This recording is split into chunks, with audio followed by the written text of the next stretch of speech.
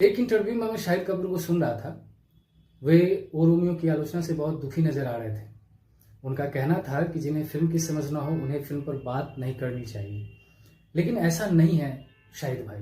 देखो, मैं मानता हूँ कि एक फिल्म को बनाने में पैसा, परिश्रम, समय और संसाधन सब लगते हैं। सबका इन्वेस्टमेंट करने के बाद एक फिल्म बनकर तैयार होती है।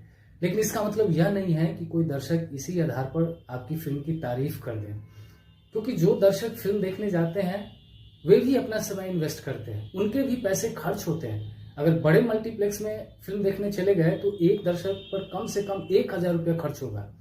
फैमिली के साथ गए तो 5 से 10,000 ऐसे ही फूंक जाने हैं। तो जो दर्शक अपने महीनों की कमाई में से कुछ पैसे निकालकर आपकी फिल्म पर खर्च करते हैं, अपना समय इन्वेस्ट करते हैं, उनका यह अधिकार बनता है कि वह आपकी फिल्म के बारे में 2 शब्द अच्छा या बुरा कहे। आपको उनकी बात सुननी चाहिए।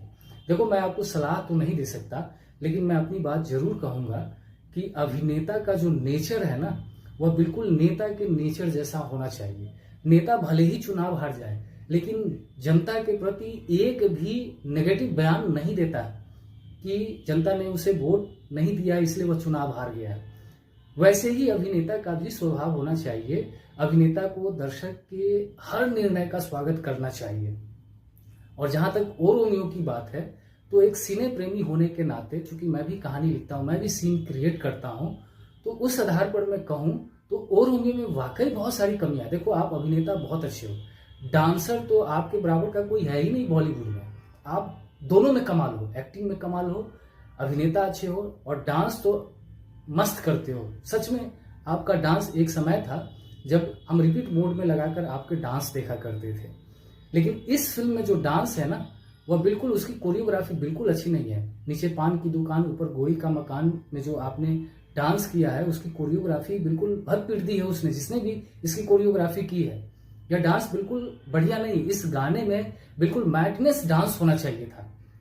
और दूसरी कमी विशाल सर की है। वे शेक्सपियर के प्रभाव से बाहर ही नहीं निकल पा रहे हैं। समझ नहीं रहे हैं कि उनका समय जो है अब चला गया है, यह नया दौर है। आपको नए तरीके से फिल्म बनाने होंगे। फिल्म में कोई कमी नहीं, कहानी में कोई कमी नहीं है, लेकिन फिर भी बहुत सारे ऐसे दृश्य हैं, जैसे क्लाइमेक्स का देख लो। आप क्लाइमेक्स में सीधा स्पेन चले जाते हैं और मेन विलेन के घर में घुस जाते हैं। कैसे गए, नहीं गए, या कुछ नहीं दिखाया गया। और आपके साथ साथ केवल आपके पास जो है वहां जाने का वीजा है, लेकिन आपके साथ साथ 2 मित्र और भी चले गए। वे कैसे गए, आप उनको कैसे लेकर के गए? तो बहुत सारी कमियां हैं। जब इसकी बारीकी से समीक्षा की जाएगी ना, तो बहुत सारी कमियां निकल कर आएंगी। बहरहाल, आपको जनता के हर निर्णय का स्वागत करना चाहिए।